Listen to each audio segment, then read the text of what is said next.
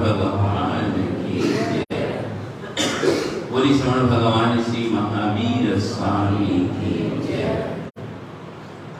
अनंत लब्धि निधान श्री गुरु गौतम स्वामी जी महाराज की जय। जिन शासन देव की जय। सद्गुरु महाराज की जय। सद्गुरु महाराज की जय। सद्गुरु महाराज की जय।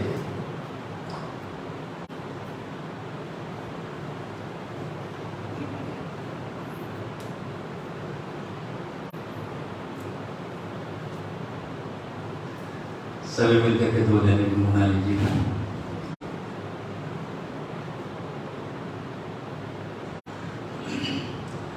चोलाई निशान वाला करन खराब बंदी।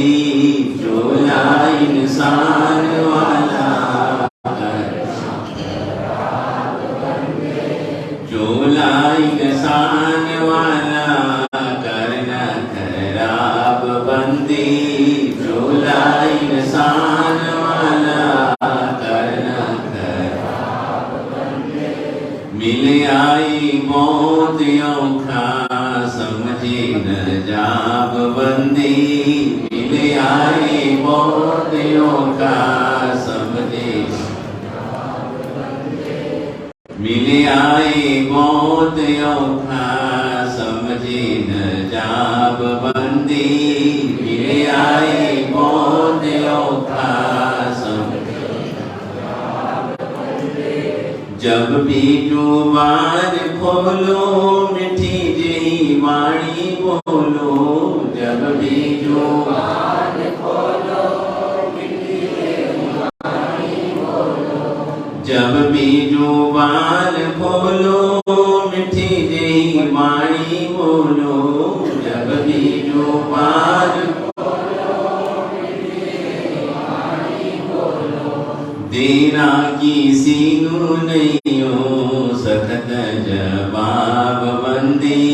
देना किसी नू नहीं हो सखत जवाब बंदी।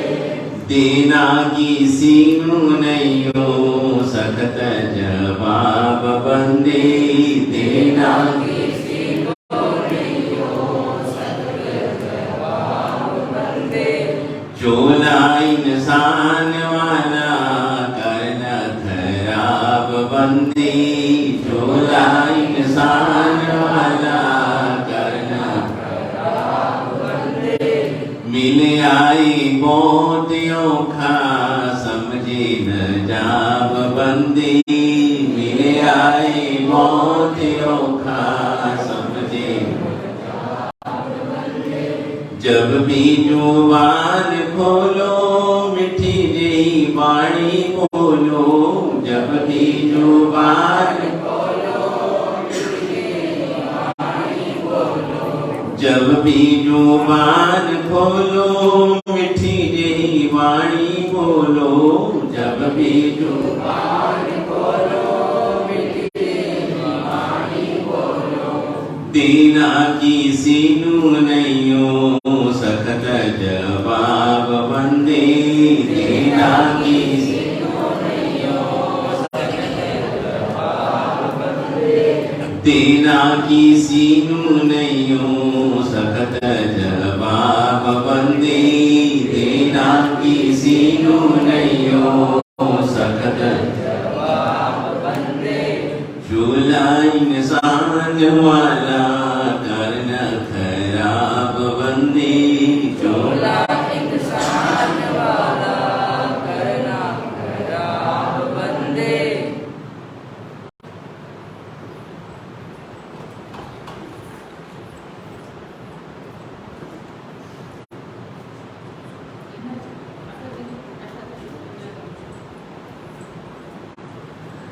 श्रद्धेय गुरुचरण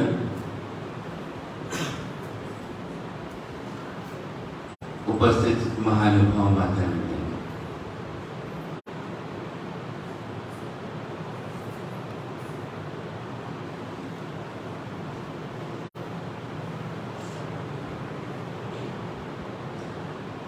बैठे।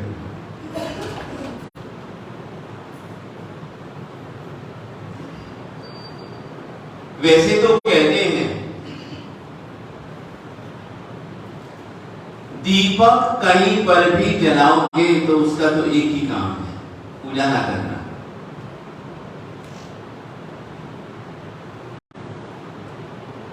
चाहे कहीं पर भी उसे जलाएंगे, उसका तो एक ही काम है, उजाला करना।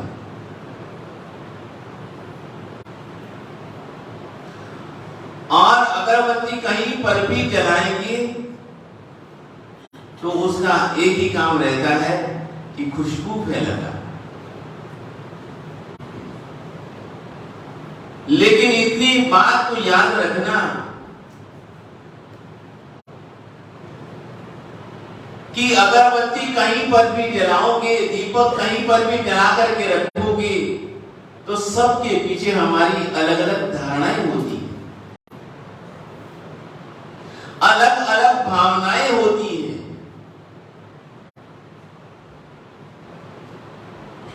न जाने कितने ही स्थानों पर दीपक जलाए जाते हैं, अगरबत्तियां जलाई जाती हैं, लेकिन कवि बड़ी सुंदर बात कहता है,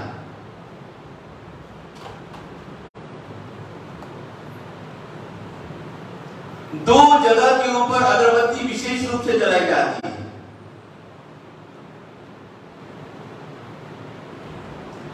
एक तो भगवान के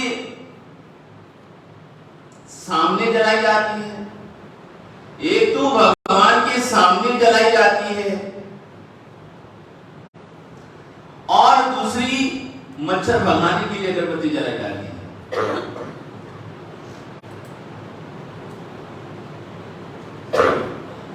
एक तो भगवान के सामने अगरबत्ती जलाई जाती है और दूसरी मच्छर भगाने के लिए अगरबत्ती जलाई जाती है। लेकिन कवि बड़ी सुंदर बात कहता है कि आजकल का जमाना कैसा है, भगवान के सामने अगरबत्ती जलाते तो भगवान आते नहीं, और मच्छरों के लिए अगरबत्ती जलाते तो मच्छर भागते नहीं।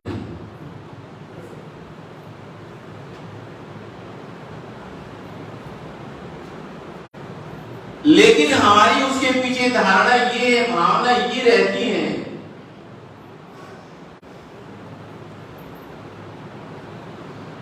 कि जिस प्रकार से हम भगवान के सामने दीपक जलाते हैं, दीपक की लो हमेशा ऊर्ध्वगामी होती है।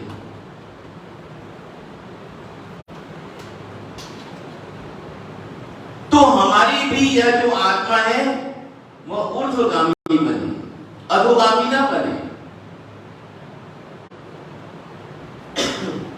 और यह जो हम परमात्मा के सामने अगरबत्ती जलाते हैं,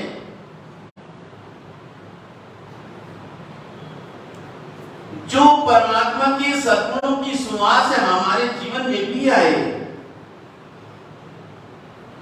और जिस प्रकार से राख स्वतः ही नीचे गिर जाती है, ऐसे हमारे कर्म भी क्षय होकर के स्वतः ही गिर जाए। भगवान के सामने यदि हम कुछ जलाते तो हमारी ये भावनाएं रहती हैं, और कहीं जलाते तो हमारी और भावनाएं रहती हैं।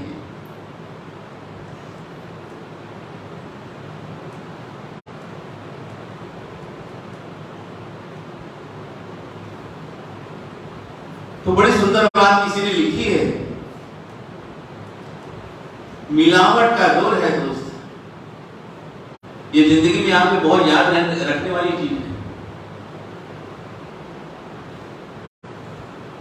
यदि रिश्तों को लंबे समय तक निभाना है, निभा करके चलना है, तो ये सूत्र हमेशा बहुत काम का है।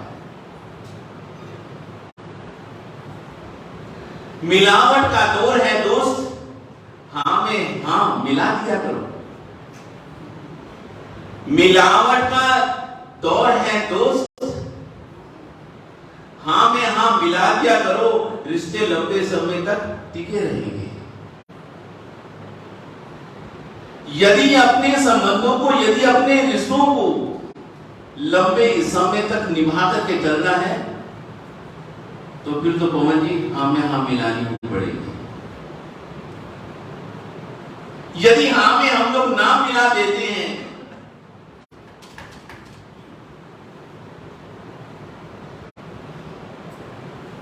तो फिर सारी बात गड़बड़ा जाती है। इसलिए संबंध बनाए रखने के लिए, संबंधों को दूर तक निभाने के लिए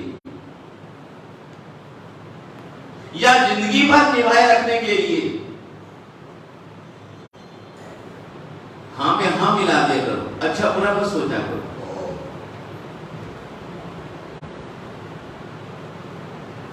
और यदि किसी काम के लिए ना भी करनी पड़े तो कहना भाई साहब ऐसे कर लो, ऐसे नहीं ऐसे कर लो, ऐसे नहीं आप ऐसे करोगे ज्यादा अच्छा लगेगा, वो भी मान जाएगा। और यदि सीधे ही आपने इनकार कर दिया तो फिर बात और हो जाती है,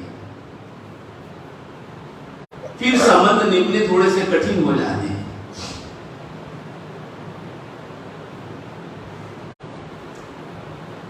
तो बड़ी प्यारी घटना है, बहुत पुरानी घटना है और बहुत अच्छी लगती है।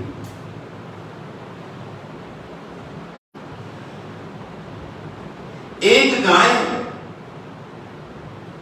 दिन भर चारा चरते चरते चरते चरते संध्या हो गई। चारा चरते चरते जंगल में उसको संध्या हो गई। सूर्य ढलने की तैयारी में था। और पशुओं में इतनी तो विशेषता होती है कि जब समय होता है इकट्ठे होकर के अपने अपने घर की तरफ रवाना हो जाते हैं।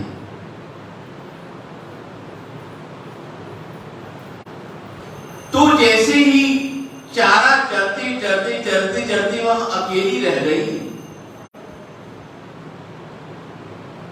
सूर्य ढलने की तैयारी में है, जंगल का मामला है,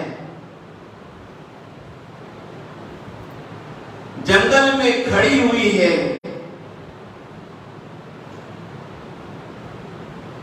उसे ऐसा एहसास होने लगा, उसे ऐसा मालूम होने लगा कि कोई जंगली जीव जंतु मुझे देख रहा है, दबे पांव मेरी ओर आगे बढ़ रहा है।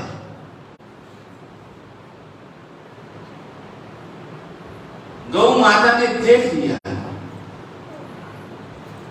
कि धीरे धीरे यह जो वाघ है ये मेरी तरफ नजर बढ़ाए हुए है और मेरी तरफ धीरे धीरे कदम बढ़ा रहा है।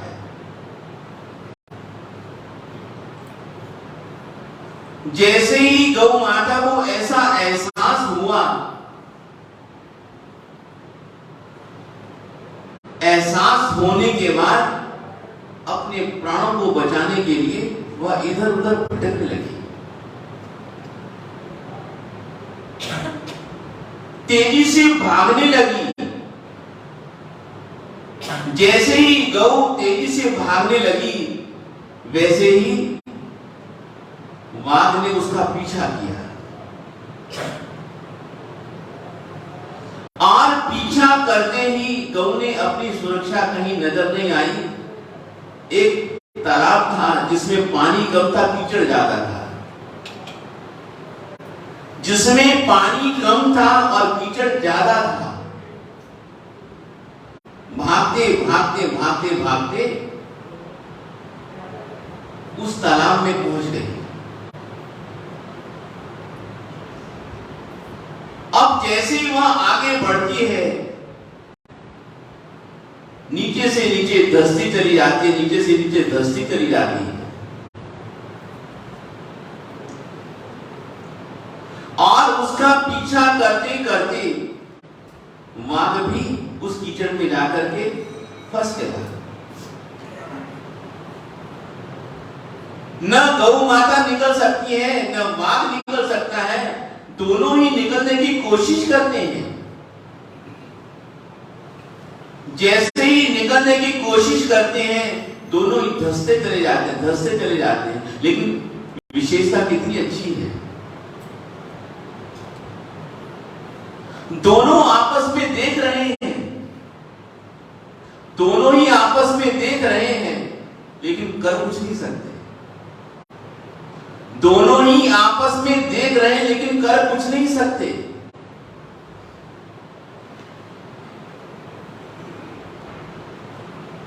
कोशिश करते हैं, लेकिन निकलना बड़ा मुश्किल वाली बात है। लेकिन इतने में क्या होता है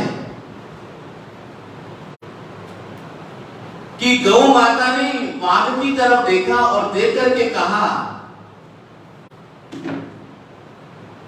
तेरा कोई मालिक है? तेरा कोई मालिक है?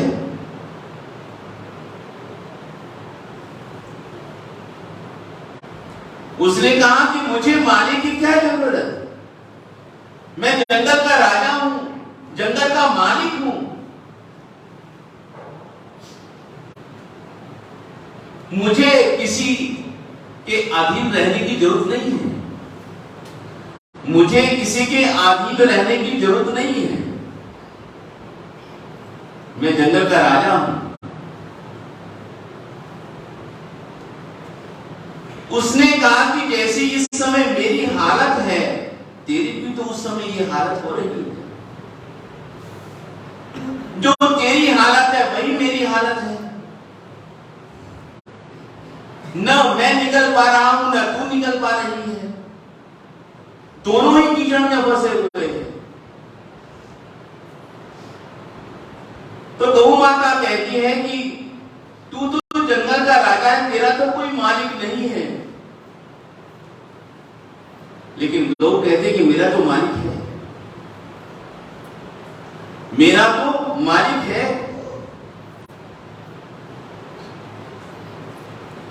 उसने कहा देखता हूं, तेरा मालिक तुझे बचाने के लिए आता है या नहीं आता?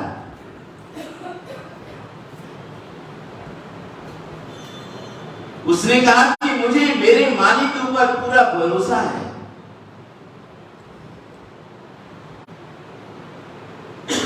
जब संध्या के समय जब मालिक घर में देखेगा कि गौ आई नहीं, कहां रह गई, रात्रि का समय अंधेरा होने जा रहा है, कहां रह गई, चलो उसे ढूंढ करके लेके आ जाए।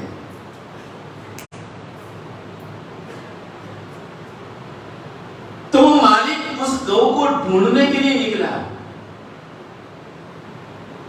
देखा तो वो कीचड़ में फंसी हुई है और थोड़ी ही दूरी के ऊपर बाघ वो भी कीचड़ में फंसा हुआ है।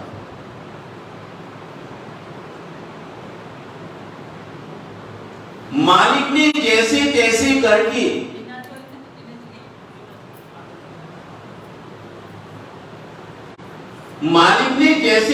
करके गौ को निकाल दिया। मालिक ने जैसे तैसे करके गौ को कीचड़ से निकाल दिया। कुछ मालिक ने प्रयास किया और कुछ गौ माता ने प्रयास किया, निकल गए।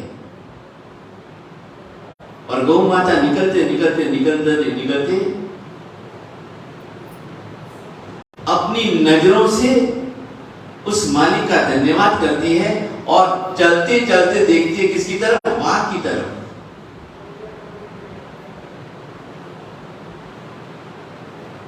चलते चलते बाघ की तरफ देखती है और इशारों से उसे समझाती है, कहती है, देखा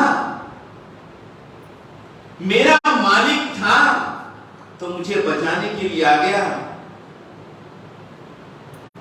तेरा तो कोई मालिक ही नहीं है, तू तो स्वयं का मालिक है और तुझे कौन बचाने के लिए आएगा, तुझे कोई बचाने के लिए नहीं आएगा। इंसान क्या सोचता है, इंसान क्या विचार करता है, यदि इसको बचाऊंगा तो मुझे ही खाने के लिए आएगा, यदि इसको मैं बचाऊंगा तो ये मुझे ही खाने के लिए आएगा, इसलिए उसको नहीं बचाया। किसको बचाया? गौ माता को बचा लिया। चलते चलते यही उसको आंखों से यही झलक रहा था कि देखा मेरा मालिक था तो उसने मुझे बचा लिया, और यदि मालिक नहीं होता तो शायद मैं आज नहीं बच पाती।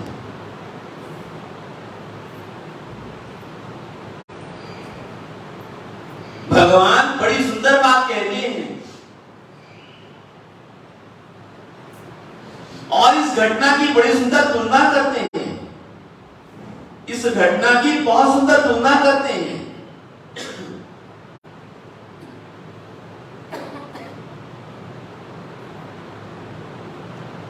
यदि हमारी जिंदगी में भी सबसे पहली बात तो ये कहते हैं, गौ क्या है? गौ क्या है? गौ क्या है? समर्पण है। गौ क्या है? समर्पण है। उसके गले में डोरी बांधी हुई होगी तो जिधर चाहे मालिक उसको उधर ले जा सकता है।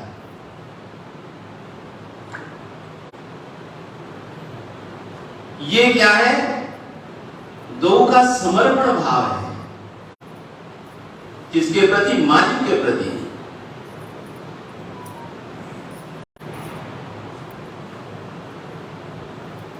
जो वाग है ये किसका प्रतीक है? ये अहंकार का प्रतीक है। मेरा कोई मालिक नहीं, मैं खुद ही खुद का मालिक हूं, यह अहंकार का प्रतीक है।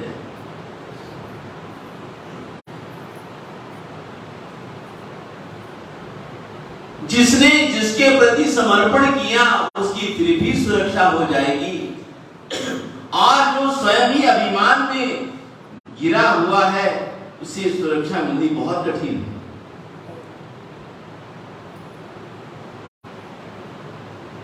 और यह जो कीचड़ है यह क्या है? संसार है। यह कीचड़ क्या है? संसार है।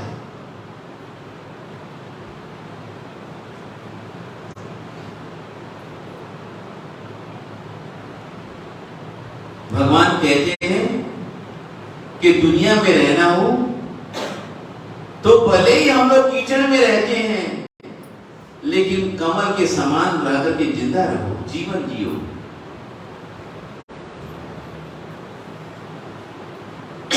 कीचड़ में संलिप्त मत हो जाना, उससे ऊपर उठने की कोशिश करना।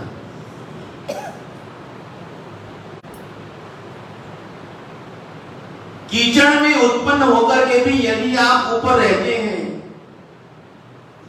तो कोई ना कोई उसे आकर के तोड़ लेगा और भगवान के श्री चरणों में जाकर के समर्पित कर देगा। क्योंकि कमल लक्ष्मी का प्रतीक है। कमल लक्ष्मी का प्रतीक है।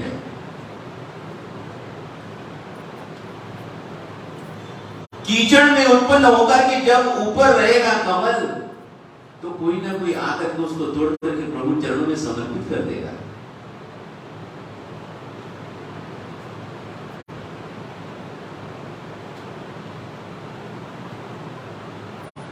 तो इसलिए कहते हैं कि जिस व्यक्ति का, जिस इंसान का कोई मालिक होता है ना, या जिसका जिसके प्रति समर्पण के भाव होते हैं, चाहे गुरुओं के प्रति हो और चाहे भगवान के प्रति हो,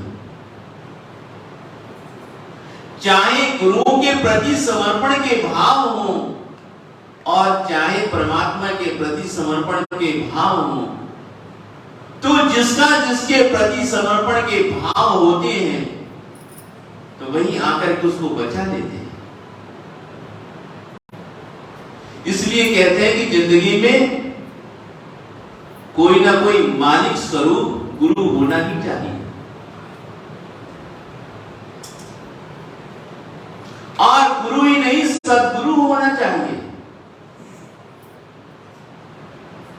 तो हमें अपने आप ही बचा लेगा। हमारी सुरक्षा उसके हाथ में है और वो हमारी रक्षा करेगा। इसलिए घटना कहती है, भगवान कहते हैं कि हर व्यक्ति को जीवन में किसी न किसी के प्रति जरूर समर्पण के भाव रखने चाहिए।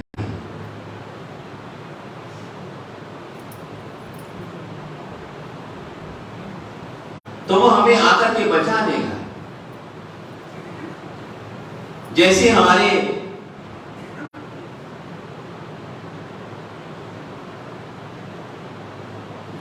बड़े ही सुंदर बात कहते हैं,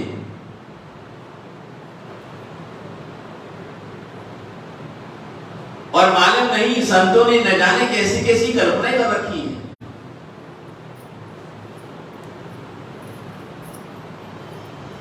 या उन्होंने अनुभव किया होगा।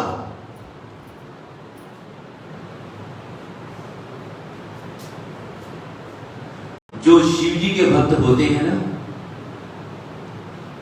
जो शिव जी के भक्त होते हैं वो भोले होते हैं। जो शिव जी के भक्त होते हैं ना वो भोले होते हैं।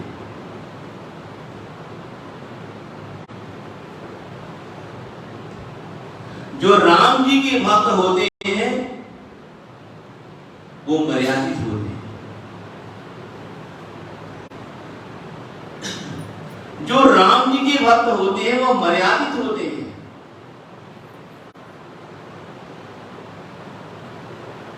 और जो श्री कृष्ण जी के भक्त होते हैं वो नटखट होते हैं। जो भगवान श्री कृष्ण जी के भक्त होते हैं ना, चंचल होते हैं, नटखट होते हैं।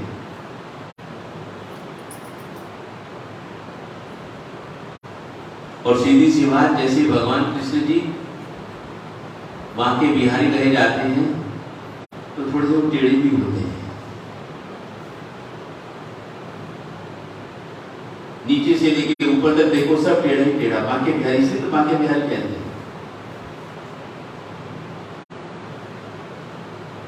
लेकिन टेढ़े भी हैं और आसान भी हैं, सरल भी बहुत हैं।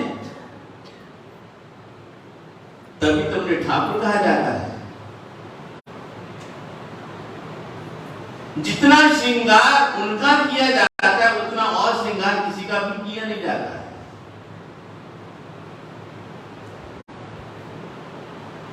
छप्पन भोग लगते हैं, किसी को कुछ चढ़ाया जाता है, किसी को कुछ चढ़ाया जाता है, किसी को कुछ चढ़ाया जाता है, लेकिन ठाकुर जी को छप्पन भोग लगाए जाते हैं। तो भगवान श्री कृष्ण जी के जो भक्त हैं थोड़े से चंचल स्वभाव के, नटखट हैं, कौतुक प्रिय हैं, लेकिन सब चीज के पीछे उनकी समझदारी भी रही हुई है।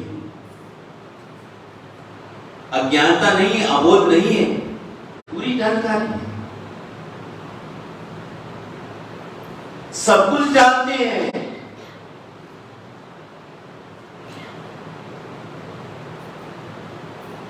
पहले प्रयत्न करते हैं कि यदि शांति से बात बन जाए तो सबसे अच्छी बात है। शांति से बात बन जाए तो बहुत अच्छी बात है, यदि नहीं बनती है तो फिर तो जो होगा देखा जाएगा। पहले प्रयास तो कर ही लेने चाहिए शांति के। लेकिन यदि बात नहीं बनती है तो फिर तो भगवान सीधे भी है तो टेढ़े भी है।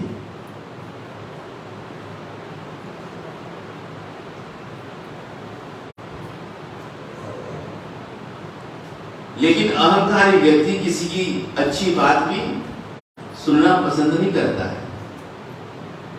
अहंकारी व्यक्ति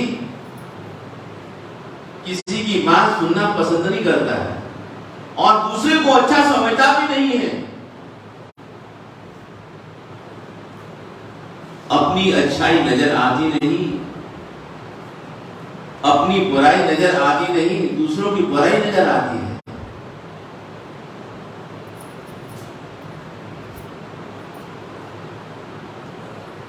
और एक जगह मैंने पढ़ा था कि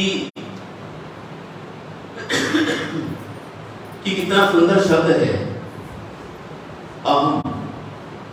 अ से लेकर के ह तक, अ से लेकर के ह तक सारी वर्णमाला आ जाती है। अ से लेकर ह तक सारी वर्णमाला आ जाती है और अहंकार में सारे के सारे दुर्गुण आ जाती है। अहंकार में सारे के सारे दुर्गुण आ जाते हैं।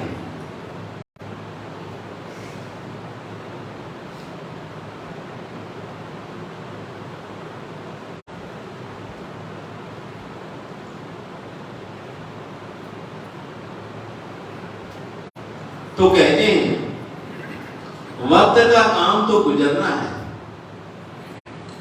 वक्त का काम तो गुजरना है, पूरा हो तो सब्र करना। वक्त का काम है, वक्त का काम तो गुजरना है। समय किसी की प्रतीक्षा नहीं करता, इंतजार नहीं करता। उसका तो एक ही काम है, गति करता रहेगा। वक्त का काम तो गुजरना है, बुरा हो तो सब्र करो, अच्छा हो तो शुक्र करो। अच्छा हो तो शुक्र करो भगवान का, और बुरा हो तो किसी को दोष मत दो। कुछ समय सब्र करो। कई बार ज्ञान भी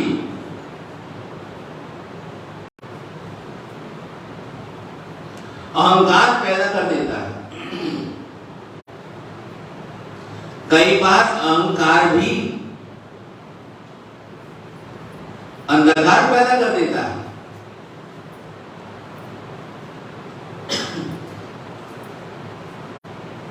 अहंकारी व्यक्ति किसी को अपने से छोटा ही समझता है। अहंकारी व्यक्ति अपने से दूसरों को छोटा ही समझता है।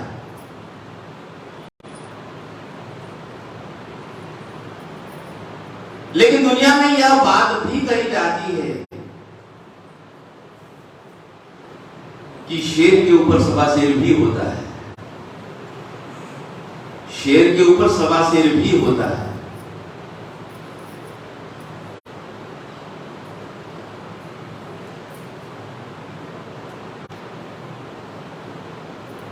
तो कहीं ये छोटी सी घटना पढ़ने में आई।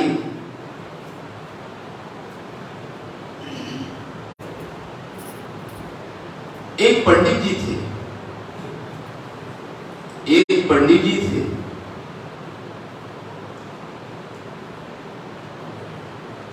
उन्होंने बहुत सारे शास्त्रों का अध्ययन कर लिया था। उन्होंने बहुत सारे शास्त्रों का अध्ययन कर लिया था।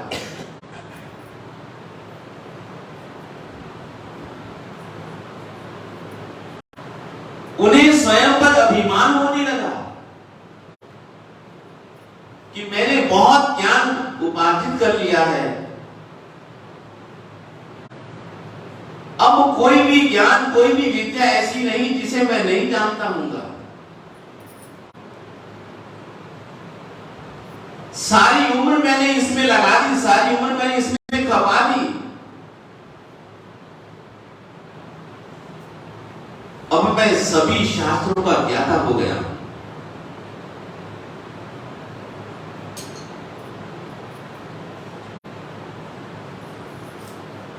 राजाओं की सभा में जाते हैं,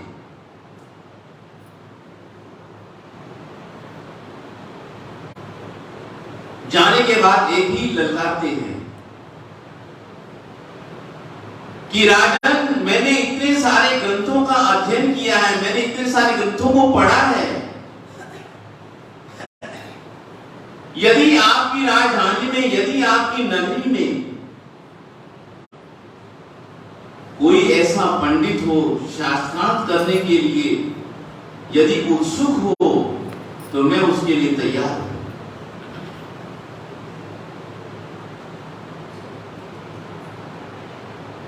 और नहीं तो आप मुझे विजय सिंह का पत्र लिख करके दे दीजिए। राजा सोचता, राजा मन में विचार करते, तो इज्जत का सवाल है। बिना संघर्ष किए हम हार कैसे मान लें?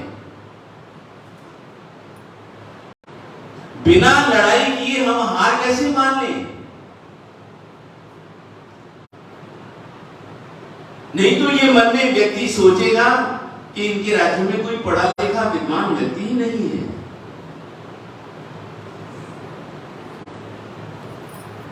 और सब जगह शास्त्रार्थ करने के बाद वह वहां से विजेता घोषित होते हैं।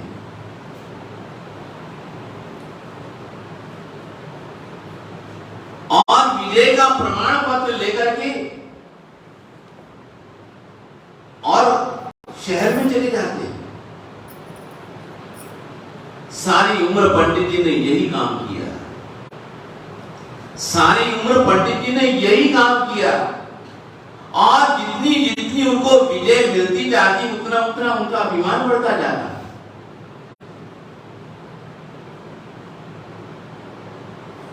जितनी जितनी उन्हें विजय मिलती चली जाती, प्रमाण पत्र मिलते चले जाते, उतना ही उनके जीवन में अभिमान बढ़ता जाता। इतना अभिमान बढ़ गया, इतना अभिमान बढ़ गया जिसकी कोई तुलना नहीं। लेकिन एक दिन, एक समय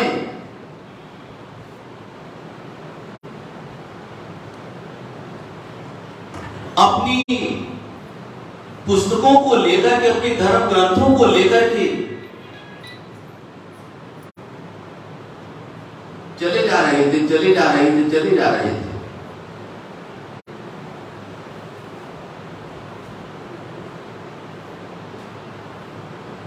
जंगल का रास्ता था, एकदम सुनसान था,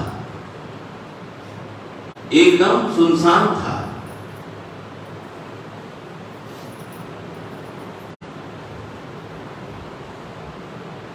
सुनसान जंगल में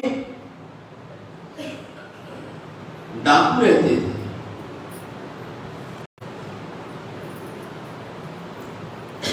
उन्हें मालूम पड़ा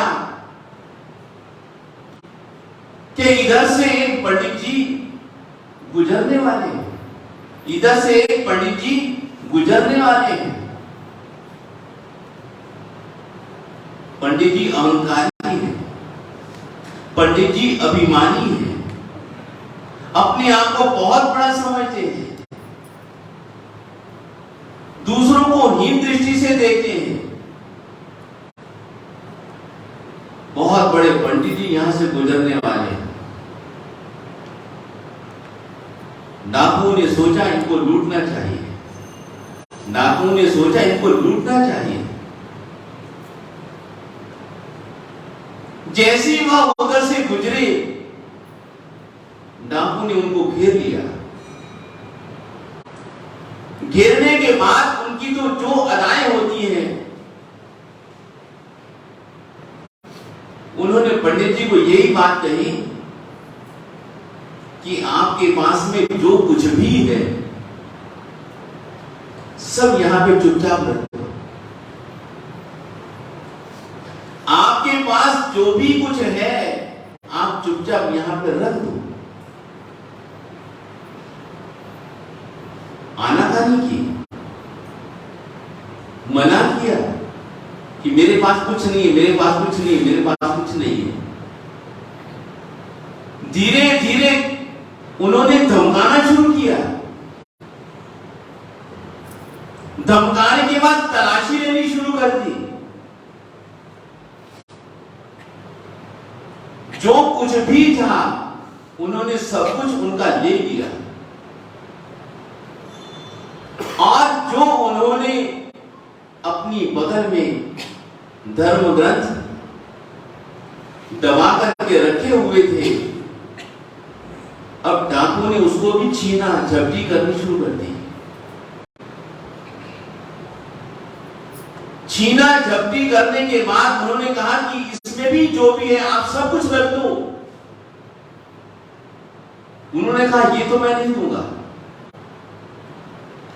उन्होंने कहा, पंडित जी ने कहा ये मैं नहीं दूंगा, ये तुम्हारे काम की चीज नहीं है, आप इसे लेकर के क्या करोगे, इसे मैं नहीं दूंगा।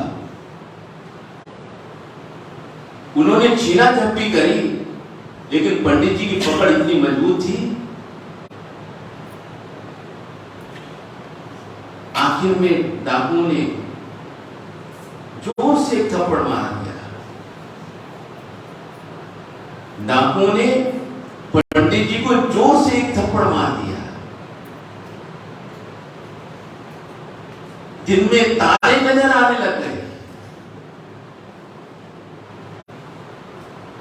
डाकू ने कहा, अरे पंडित जी, हमको नालायक समझते हो, हमको बुद्धू समझते हो? अरे धर्म तो जीवन में रहता है, धर्म कोई ग्रंथों में थोड़ी ना रहता है। धर्म ग्रंथों में नहीं रहता है। धर्म कहां रहता है? धर्म तो जीवन में रहता है।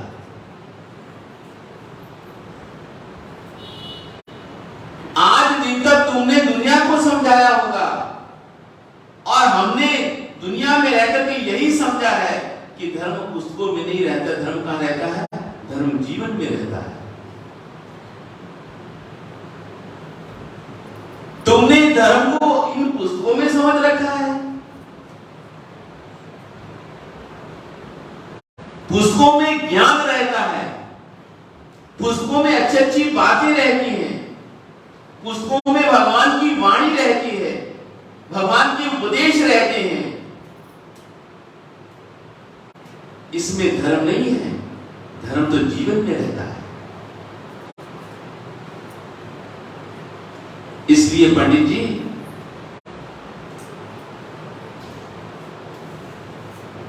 जब ये बात उन लोगों ने पंडित जी को समझाई, पंडित जी को कही, पंडित जी की अकल ठिकाने आ गई। पंडित जी जिंदगी में पहली बार उन डाकू के चरणों में गिर गए। आज दिन तक मैंने तो यही समझा था, यही जाना था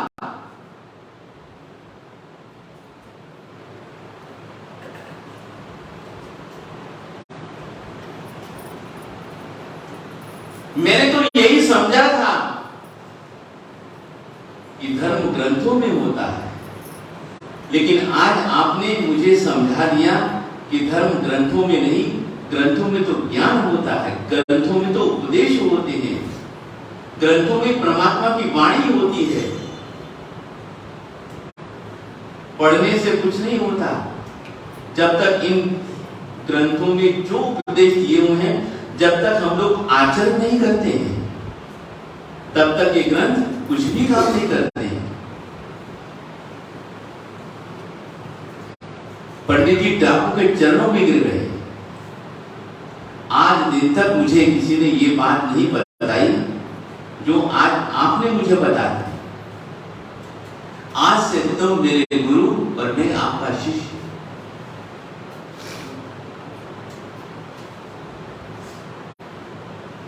कितनी बढ़िया बात उन लोगों ने उनको समझा दी कि धर्म कहां रहता है, समझने की बात। धर्म जीवन में रहता है। ग्रंथों में क्या रहता है? उपदेश रहते हैं, ज्ञान रहता है।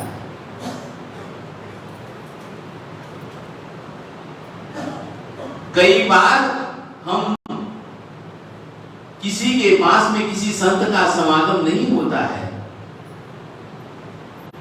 जिंदगी में कभी किसी का गुरु नहीं है, तो उसको धर्म ग्रंथ को गुरु बना लेना चाहिए। धर्म ग्रंथ को गुरु बना लेना चाहिए। और कई बातें स्वाध्याय करते करते, पढ़ते पढ़ते जो हमें समझ में नहीं आती वह भी समझ में आने लग जाती है।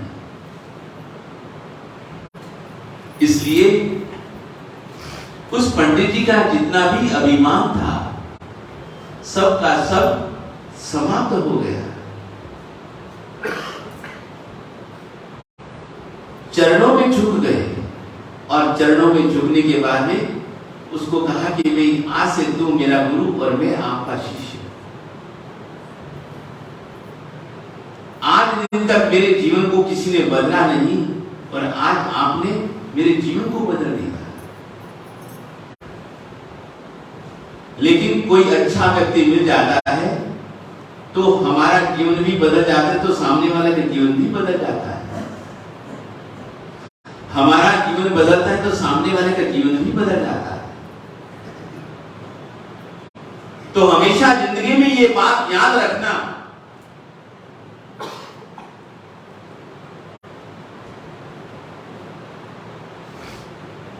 कि धर्म जीवन में रहता है, जीवन धर्म आचरण में रहता है और उपदेश ग्रंथों में रहते हैं। उपदेश भी जरूरी है, ज्ञान भी जरूरी है, लेकिन भगवान कहते हैं ज्ञान के साथ आचरण भी जरूरी है। कहने का भाव मेरा यह है कि ज्ञान के साथ आचरण भी जरूरी है। भगवान कहते हैं कि एक पंख से कोई भी पक्षी आकाश में नहीं उड़ सकता, कम से कम दो तो चाहिए। एक पांव से कोई भी व्यक्ति चल नहीं सकता है, एक पंख से कोई भी पक्षी आकाश में उड़ नहीं सकता, कम से कम दो पैर तो चाहिए, दो हाथ तो चाहिए, दो कान तो चाहिए।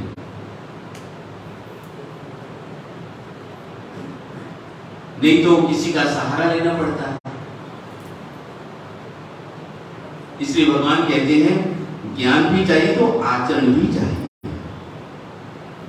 केवल ज्ञान नहीं चाहिए, ज्ञान के साथ आचरण भी चाहिए। तो एक बार क्या हुआ श्री पवन जी,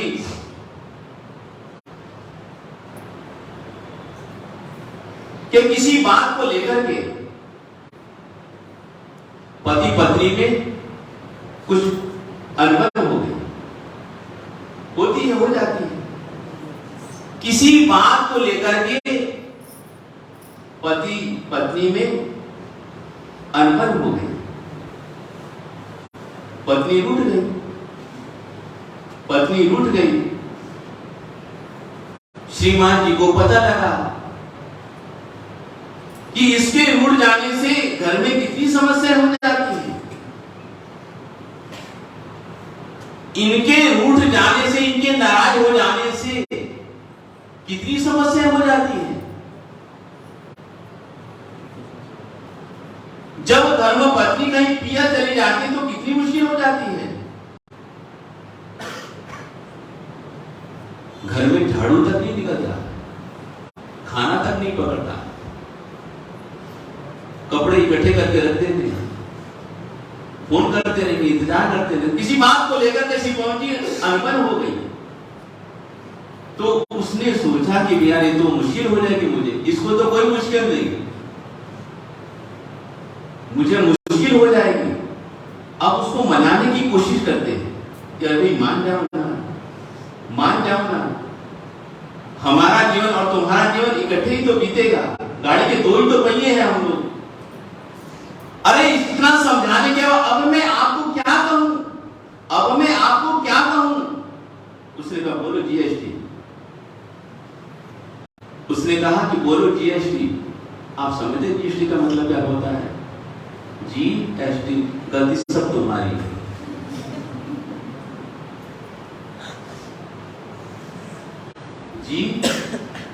जीएसटी, गलती सब तुम्हारी है। मामला शांत हो गया? ठीक है। चूल्हा इंसान वाला करना खराब बंदी, चूल्हा इंसान वाला करना खराब बंदी, मिल आए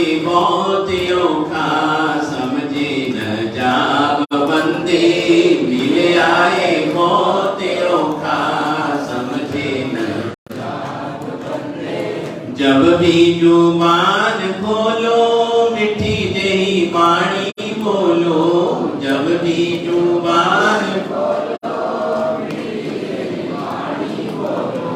जब भी जुबान खोलो मिठी जही वाणी बोलो, जब भी जुबान खोलो मिठी जही वाणी बोलो, देना किसी नु नहीं हो सकत जवाब बंदे, देना किसी नु नहीं हो सकत जवाब बंदे, देना किसी नु नहीं हो सकत जवाब बंदे, देना किसी नु नहीं हो सकत जवाब बंदे, चोला इंसान वाला करन खराब बंदे, चोला इंसान वाला करन खराब बंदे, चोला इंसान वाला करन खराब बंदे, चोला इंसान वाला करन खराब बंदे। पहचान लेने वाले भाई बहन हो तो कृपया हाथ जोड़ी दीजिए। आज का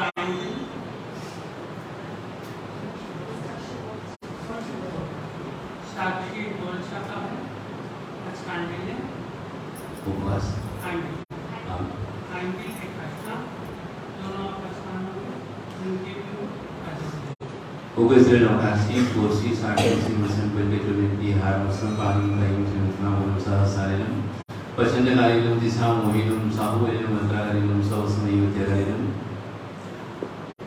आयामिलम दिगयो बचाई रखना हुए सहसारेन निवाली बेन की हत संसदन के वेगन पड़चो के बाई हमले कार्यक्रम एक आश्रम याश्रम का चकाई देवी हम की हारम गसनम खाइम जीवनतना हुए सहसारेन सागरी कार्यक्रम आउदन पसारेन गुरु ठाणिनम पाणस निमना हरिम वचना बहु जीवना सस्तिस्ति।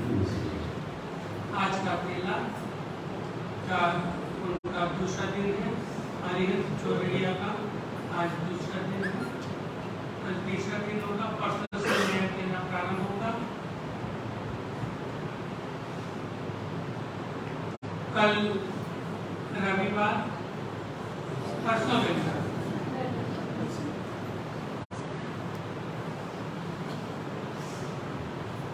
रविवार को अरिहंत भगवान की आराधना स्वरूप एकादशी रखे गए हैं। हम लोगों को अरिहंत भगवान की आराधना करनी है। ओम ह्रीं नमो हरिहंताय, इसकी 20 माला गिनती है, 12 साक्षी 12 कुमार 12 नित्य, जो भी कर सकता है वो अवश्य में, नहीं तो कम से कम 20 माला को अवश्य करेगी करें एकादशी करने वाले। सामयिक प्रतिक्रमण इत्यादि कुछ भी करना चाहे तो वह भी करें। और मैं भाइयों से भी निवेदन करूंगा कि माताएं बहनें तो सामयिक लेकर बैठती हैं, रविवार को भाई भी अधिक से अधिक संख्या में सामयिक लेकर अवश्य करें। रविवार को सामयिक लेना है, जितने ज्यादा भाई बैठ सकते हैं अवश्य बैठने का प्रयास करें।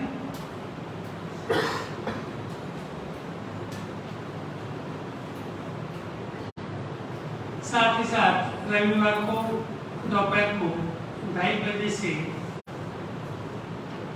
2 घड़ी की नवका लेखन प्रतियोगिता का आयोजन रखा गया है।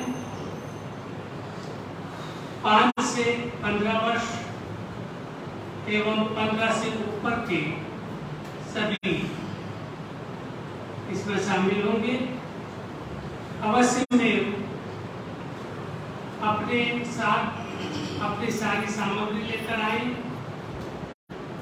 चाहे आपको कोई भी डिजाइन बनानी हो, कुछ भी करना हो, हर तरह की सामग्री आपको लानी है। केवल कार्ड शीट यहाँ से मिलेगी, कार्ड शीट आपकी नहीं चलेगी। तो अवश्य में इस बात का ध्यान रखें। और ठीक 3:30 बजे वह प्रतियोगिता पूरी होगी। प्रतियोगिता पूरी होते ही ठीक 3:30 बजे सभी का शिविर, जिसमें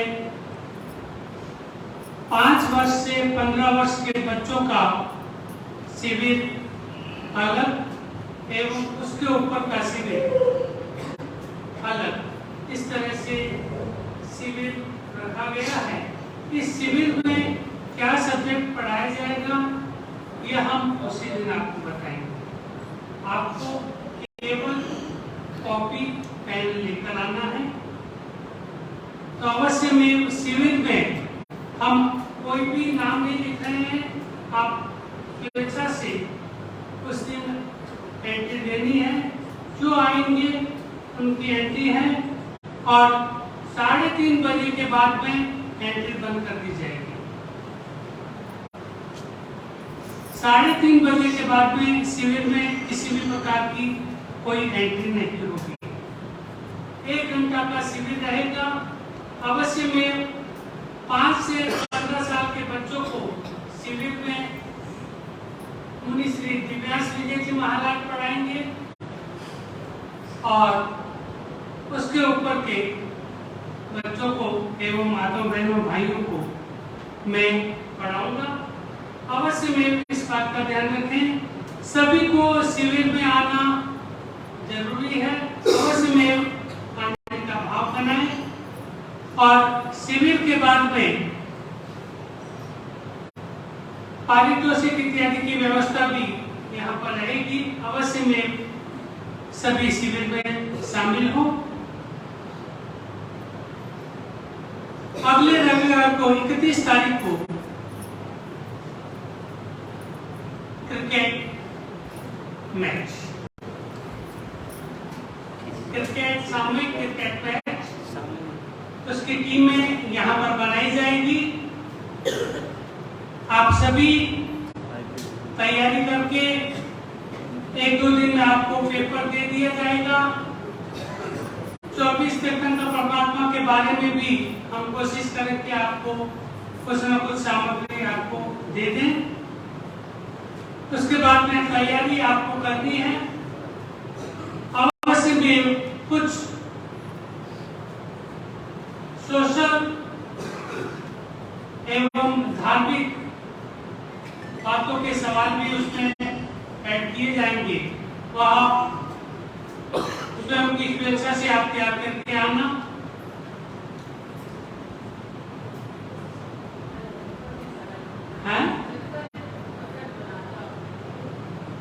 क्रिकेट बना तो फिर क्रिकेट क्या खेलेंगे आप?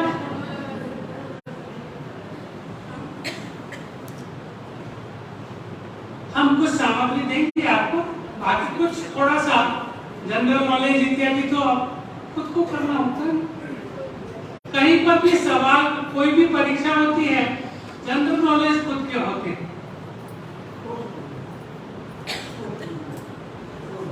कोर्स के अलावा भी होता है।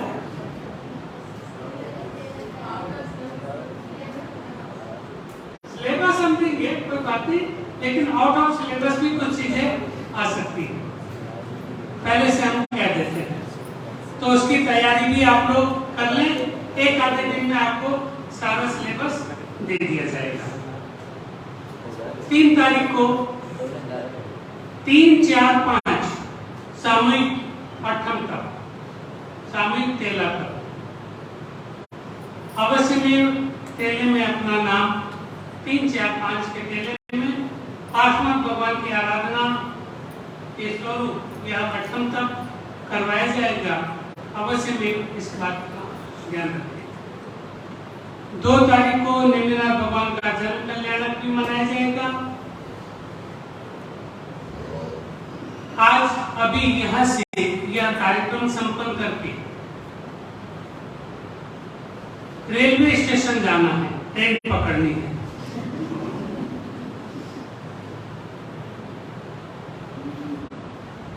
वहां पर एक ट्रेन आने वाली है। उस ट्रेन के आने पर यात्रियों को पानी पिलाने की व्यवस्था हमारी महावीर इंटरनेशनल सूरतगढ़ संस्था करने जा रही है। तो पूज्य गुरुदेव भी वहां पर वह जो महावीर इंटरनेशनल की ओर से जो वाटर कूलर वाटर मशीन लगाई जाएगी, ठंडे पानी की मशीन लगाई जाएगी, उसका उद्घाटन पूज्य गुरुदेव की निश्रा में अभी होना है। तो अवश्य में पूज्य गुरुदेव के साथ हम सभी वहां पर जाएंगे और वह कार्यक्रम संपन्न होगा। मंगल आज की प्रभावना